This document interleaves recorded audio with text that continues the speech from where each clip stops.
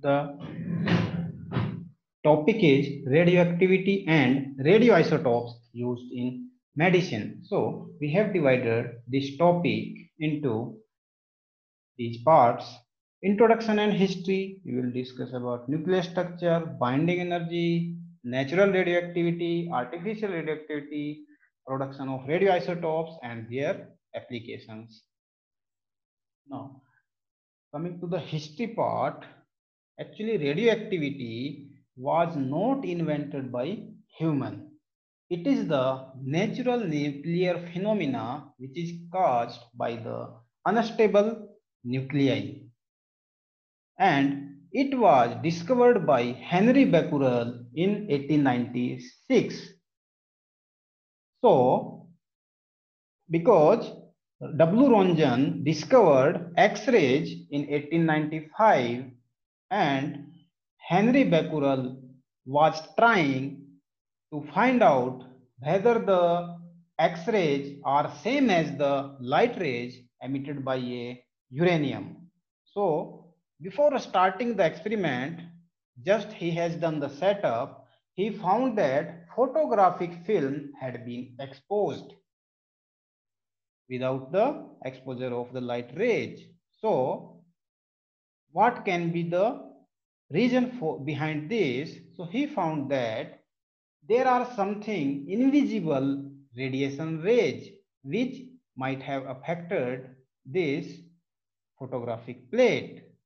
So he concluded that uranium emits some invisible radiation spontaneously, and these were different from the X-rays. This phenomena he named as radioactivity, and his work was further followed by Pierre and Marie Curie, who have isolated polonium and radium element from the uranium core in 1898. Now, as we know, the radioactivity is a nuclear phenomena of the unstable nuclei, and this instability can be due to so many factors. Inside the nucleus, instability can be due to unbalance of the different forces. It can be due to binding energy, or it can be due to neutron-proton ratio inside the nucleus. So, before understanding the radioactivity, we have to understand what is going on inside the nucleus. So, let us start with this. First, inside a nucleus, there are proton neutrons. Everybody knows they collectively known as nucleons, and proton plus neutron together makes the mass number. Atomic number is the number of protons. Now, the characteristics of an atom also depend upon this atomic number. It means in a reaction, if we change the number of proton of the nucleus, then entire element will change to another element. If we want to find the size of a nucleus, that directly depend upon the atomic mass. R equals to R naught a to the power 1 by 3, and we find that the size of the nucleus is about 10 to the power minus 12 centimeter, and nucleus is made up of proton and neutron. The size is 10 to the power minus 13 centimeter, and further protons and neutrons can be divided into quarks which have the size of 10 to the power minus 16 centimeter. Now, because inside the nucleus there are protons, and protons have the positive charge, so they will repel each other due to Coulombic force between them. So the question arises how they reside inside the nucleus. So actually the answer is the nuclear force. Nuclear force are of two types, weak force and strong force. As we know, the strong nuclear forces are the strongest force of the universe. So they are the attractive force and overcome the electrostatic repulsion between the protons also. So that's why the nucleus is stable. Now, these nuclear force, from where these nuclear force are coming, this is the question. So it was explained by Yukawa theory of meson field. Actually, inside the nucleus, what is happening? Protons and neutrons exchange some mass in between them. Neutron is converting to proton by emitting a pi plus meson.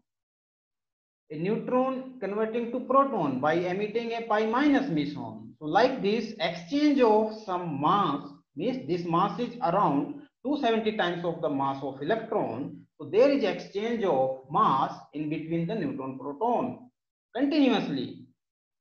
It means mass is moving, means it is creating the momentum, and we know that rate of change of momentum is nothing but the force.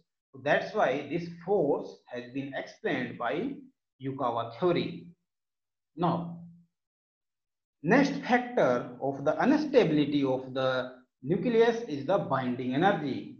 So what is binding energy?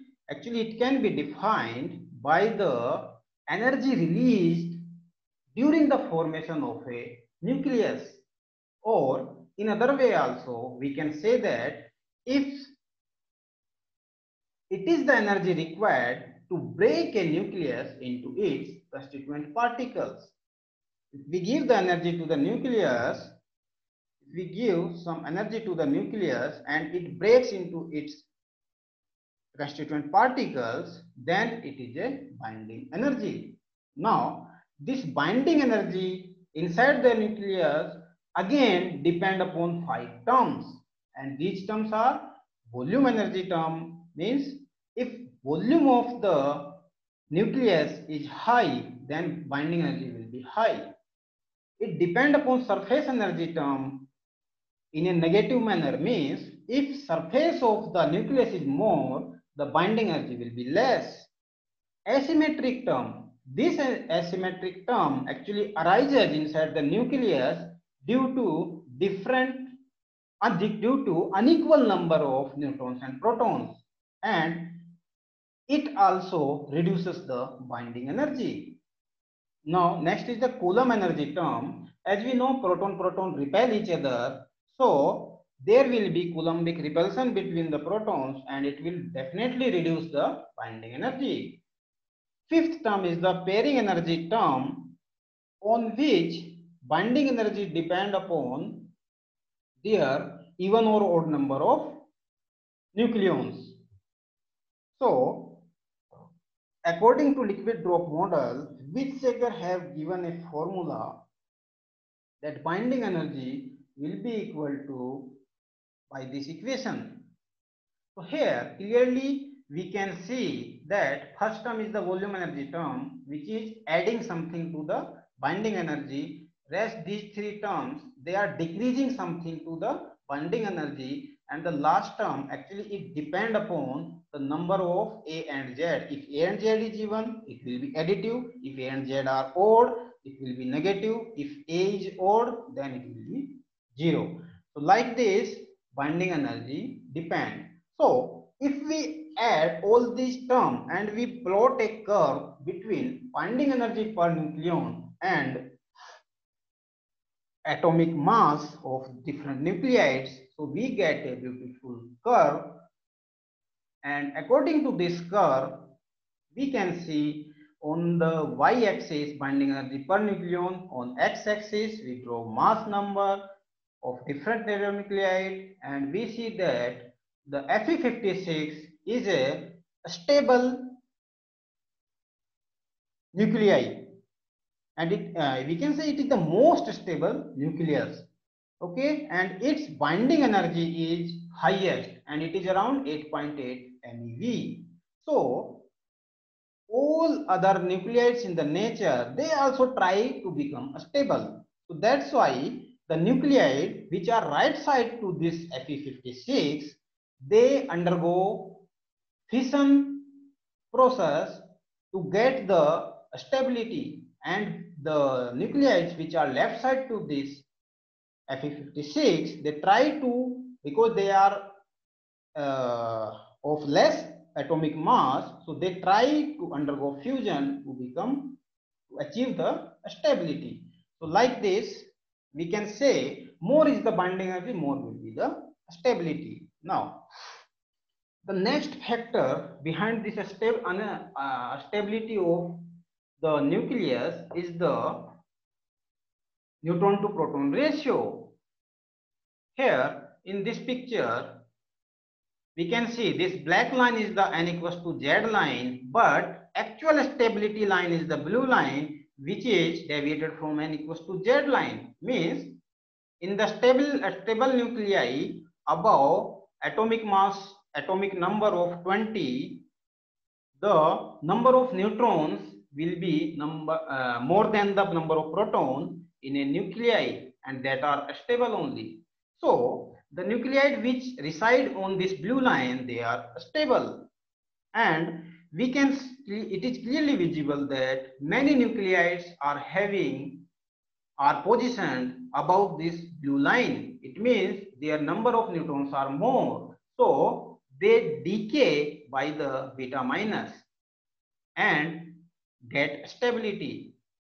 And some nuclides which are below this blue line, they try to emit beta positive and they get stability.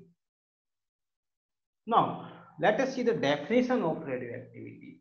Now, we have seen because nuclear force is the strongest force in the universe. Despite the strength of that nuclear force, it is found that many nuclides are unstable and they spontaneously emit some particles alpha, beta, gamma and change into daughter nuclei. In another way, we can say radioactivity is a phenomena in which radiation is given off by some nuclides in order to get stability. And the emitted radiation can be in the form of particles or EM waves. And the material which show this phenomena is called radioactive material. Now, we have to see some properties of radioactive material. First one is the activity. So what is activity? Actually, activity is the strength of a radioactive material.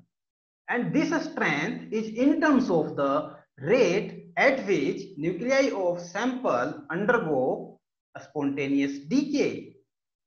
So, if there are n number of nuclei present in a sample at a certain time, then its activity will be R equal to minus dN by dt. It is rate of change of nuclide with respect to time. Now, next property is the decay constant. Now, probability per unit time for the decay of each nucleus is known as decay constant. In terms of decay constant, activity can be defined as R equals to lambda n. So simply, if we know the decay constant of a radionuclide and there are n number of nuclei present in a sample, then its activity can be calculated by simply multiplying them. So after t time, if someone asks you what will be the radioactivity present in the sample, so that will be R equals to R naught e to the power minus lambda t. Okay, next property of a radionuclide is the half-life. The half-life of a radionuclide, actually, it is the time period in which the initial sample will decay to its half value. It means half of the sample only remaining. If n is the number of half-lives passed, then the number of undecayed radionuclide can be found out by the direct formula n equals to n0 half to the power n, where n0 is the initial number of radionuclide present in the sample and small n is the number of half-lives, which can be found out by total time spent divided by half-life of the radionuclide. And from this picture, we can see that activity which was initially 1000, so it has been reduced to 500 after one half-life cycle. After two half-life cycle, it has become around 250. After three half-life time means 1 by 8 times means it has become 1250 and so on. And this curve is a exponential decay. So radioactivity follow the exponential decay. Now, if we see the relation between half-life and decay constant, so half-life can be correlated with decay constant as T half equals to 0.693 divided by lambda. Now, next is the average or mean life of a radionuclide. If you want to find the average life, actually it is the sum of ages of all the radionuclide in the sample divided by total number of radionuclide in the sample. But it can be calculated by a simple formula, E average equals to 1.44 E half, or just simple 1 divided by decay constant. Now, next is the successive radioactive decay. In some process, we find that if initial radioactive material A decays to the daughter nuclei B, and we observe that this daughter nuclei B is again radioactive, so it again undergo the decay process and it is converted to C. So there is a chain of decay from A to B and B to C. So such type of radioactive decay comes under successive radioactive decay, and we can understand it by if at time t equal to 0 the number of radionuclide in A are N0. At that time B is 0, C is 0. After time spent of t, it will become N1, B will become N2, C will become N3. So their decay process can be understood here. So initially this line is the N0 number of radionuclides. So N1 continuously decay exponentially, whereas N2 first it will increase, and after getting a peak value it will start reducing. N3 it is continuously increasing. Like this, the whole radioactive material will be converted to C. Like this, successive decay can be understood. Now, coming to the units of measurement of radioactivity, first is the small unit, that is the becquerel. So, 1 becquerel is 1 spontaneous decay per second. So, it is a very small unit. So, we can convert it accordingly to some bigger units: kilobecquerel, megabecquerel, gigabecquerel, and terabecquerel. Next unit we discuss, that is the Curie. Curie is the bigger unit of radioactivity, and earlier it was defined as the activity of 1 gram of radium, and this Curie comes out to be 3.7 into 10 to the power 10 becquerel, or 37 gigabecquerel we can say. Next is the Roentgen. So it is the measurement of energy produced by gamma or X-ray per centimeter cube of air. Next unit is the Roentgen equivalent man. It is the measurement that correlates the dose of any radiation to its biological effect. Next unit is the Gray. So as we know, the unit of energy is the joule. So in terms of joule, it is given as the absorbed dose by an organism, and 1 gray is equal to 1 joule per kg of the irradiated matter, and 1 gray is equal to 100 rads. Now it has replaced the older unit rad. Now coming to the sievert. Actually sievert is the effective dose measurement, and it is nothing but 1 gray multiplied by radiation weighting factor multiplied by tissue weighting factor. So let us discuss about radiation weighting factor. What is tissue weighting factor? So actually, when we talk about radiation wetting factor, because different radiation have their different way of depositing the energy into the tissue. So due to that, their LET coefficient, linear energy transfer coefficients, are different, and that's why their biological effects produced are different. So they will have different radiation wetting factors. If we see the examples, the photons, whether it is X-rays or gamma rays, all the photons, electrons and muons, they have the radiation wetting factor 1, that is minimum. Now, if we see the protons and another charged particles, they have the radiation wetting factor 2. Alpha particles and other fission fragments and heavy ions, they have 20. But if we see the neutrons of different energy, they have a plenty of different radiation wetting factor, and it means it is a continuous function of neutron energy, which can be seen by this picture, and this dot dot dot dot curve is the recommended one, means the value of radiation wetting factor at different energies of radiation, it is varying from 2.5 to 20, and at the higher energy it again decreases. The reason behind that, we can see in the graph that at the higher energy it is reducing, reaching towards 2.5. So the reason behind that is because in this area the radiation actually is overkilling the tissues. So that's why it has come down.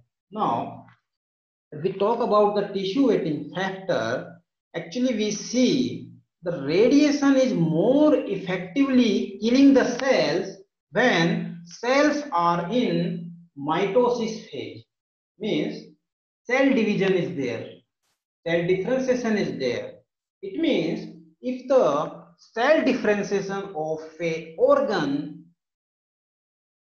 is high for a particular organ, so that organ will be more sensitive to the radiation, and its tissue wetting factor also will be more.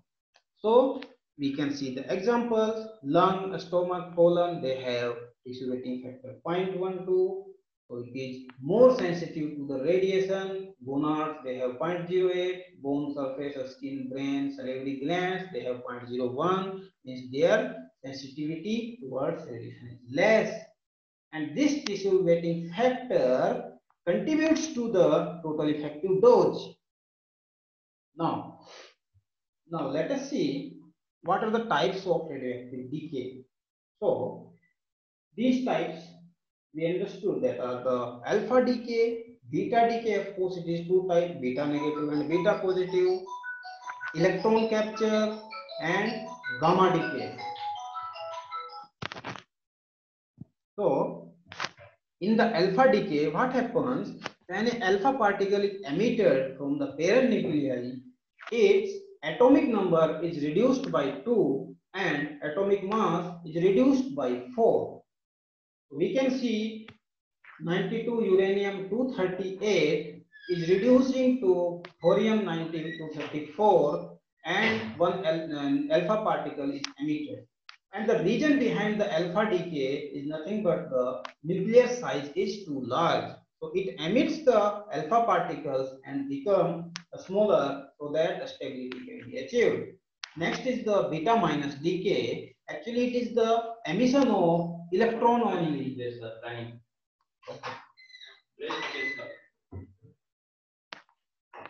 So by the emission of electron, the parent nuclei will increase its atomic number by 1 unit and atomic mass will be same.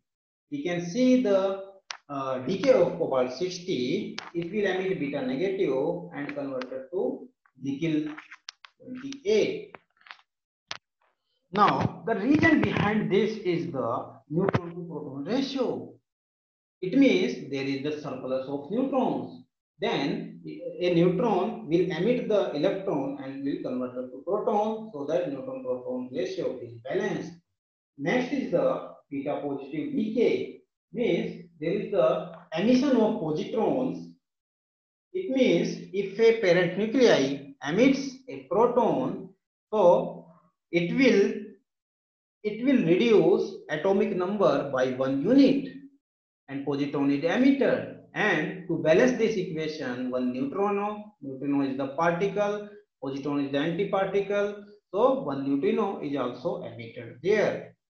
Now, what is the reason behind that? Again, it is the neutron proton ratio. It is too low. It means it is a proton rich element. So next is the electron capture. So this electron capture, the region is the same as the positron emission. It means this process of electron capture competes with the positron emission and of course has the same effect. Now in the electron capture, what happens? One proton, because number of proton is too high, so one proton capture one nearby K or L cell electron and converted to neutron. So according to this electron capture, it will give the same effect as it was the beta positive emission. Now gamma decay. So gamma decay, when it rises, because we have seen in so many, we have observed in so many reactions of alpha and beta decay, some daughter nuclei are still left in the excited state of energy. So that surplus energy is emitted in the form of gamma rays. When we see the decay process of cobalt 60, actually it emits two beta particles of energy 0.31 MeV and 1.48 MeV. But still this nickel 60 is in the excited state of energy, so it comes to the ground state of energy by emitting two gamma particles of energy 1.17 and 1.33. Then it becomes stable. Now coming to the artificial radioactivity, yes, we can say that it is the induced radioactivity or it is the man-made radioactivity. And how it can be achieved? It can be achieved